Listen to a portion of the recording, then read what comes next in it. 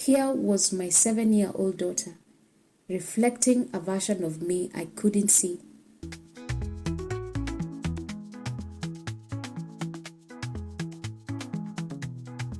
Welcome to How Self-Aware Are You? The podcast where we go below the surface to explore the hidden dynamics behind personal, professional, and business challenges. I am your host, Jessie. Let us dive in. Our topic today is, are you really as self-aware as you think? Let me tell you a story, a very personal one, the moment that sparked this journey. One day I found myself snapping at someone. It was a small disagreement, but my reaction was very loud, emotional, and honestly uncalled for. When it was over, I sat in silence, shocked by my own behavior. Let me take you back to a moment I'll never forget. I had just come home from work, completely drained. You know, one of those days where everything just feels heavy. I was tired, mentally overloaded, and honestly, I just wanted peace and a shower. I stepped into the shower to unwind. And then guess what? There was no water. I snapped. I walked out agitated, asking the house manager what had happened. My tone, sharp, my patience, gone. And then out of the corner of my eye, I saw her, my daughter, only 7 years old at the time, standing in the corner, tears silently rolling down her cheeks. I turned to her confused. "Chelsea, why are you crying?" I asked. She looked at me and said something I will never forget. "Mommy, every time you come home from work, you're always angry. You always yell at Auntie." In that moment, everything in me wanted to say, "She's a child. What does she know?" But deep down, I knew she was right. That moment shattered my illusion. I had always seen myself as warm, understanding, emotionally intelligent, and yet, here was my 7-year-old daughter, reflecting a version of me I couldn't see. That's when I realized, self-awareness isn't about what you think of yourself. It's also about how your presence is experienced by others. I reflected back. It wasn't the first time. I had often blamed others or the circumstances. But that day felt different. Something within me whispered, "You're the common denominator here." That moment cracked something open in me. It wasn't shame. It was curiosity. Why did I react that way? What was going on beneath the surface? That question was the beginning of a whole new journey. The journey towards self-awareness. That moment changed everything. And that brings us to today's episode.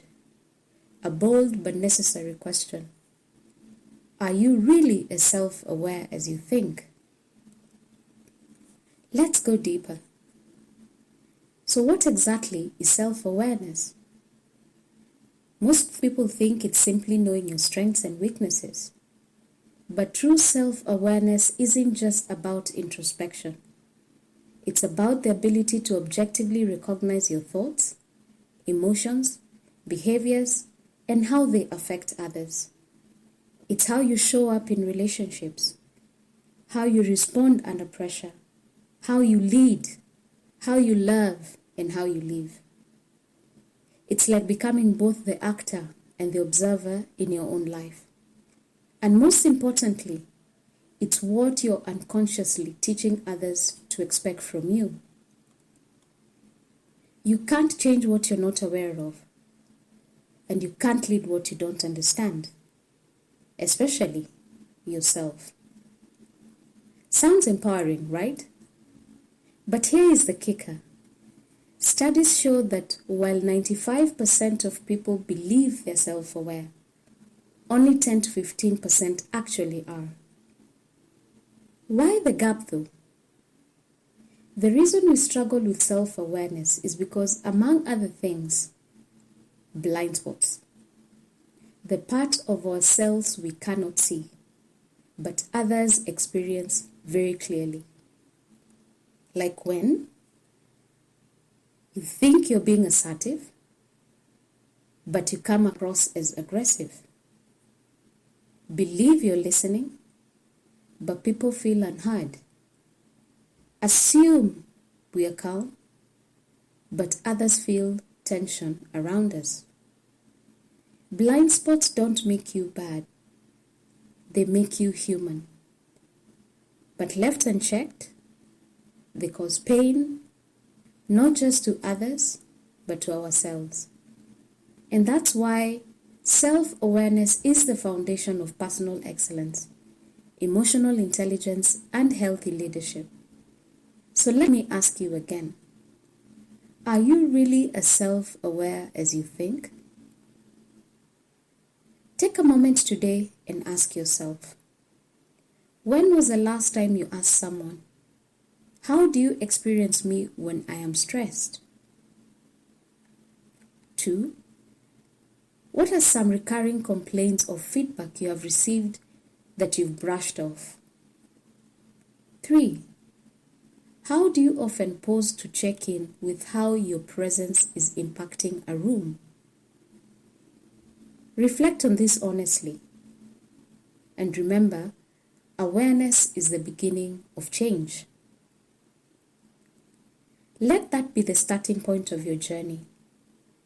And I would really love to hear from you. What's the one moment that revealed a blind spot for you? This episode has been brought to you by Think Tank Solutions Oriented, where we believe every problem has a solution and that awareness is the beginning of transformation. We offer personal, professional, and business excellence programs, all grounded in deep practical self-awareness. Thank you again for listening to How Self-Aware Are You? Until the next time, stay curious, stay kind, and most of all, stay aware.